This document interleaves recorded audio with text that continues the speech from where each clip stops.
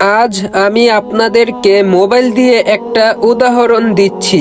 IPhone company প্রথমে ছোট্ট একটা মোবাইল বের করেছিল, তারপর বছরে বছরে আপডেট হতে হতে এখন এসে দাঁড়িয়েছে আইফোন 17 প্রো ম্যাক্স। কেয়ামতের আগে হয়তো আরো নতুন নতুন ভার্সন বের হবে, কিন্তু ভেবে দেখুন, মানুষের বানানো কোনো জিনিসই পূর্ণাঙ্গ নয়।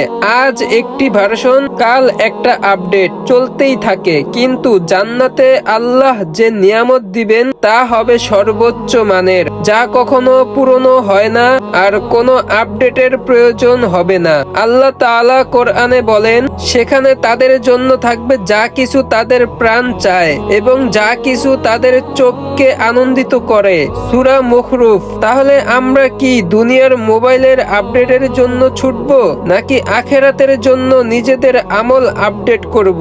ভিডিওটি ভালো লাগলে লাইক, কমেন্ট, শেয়ার করুন।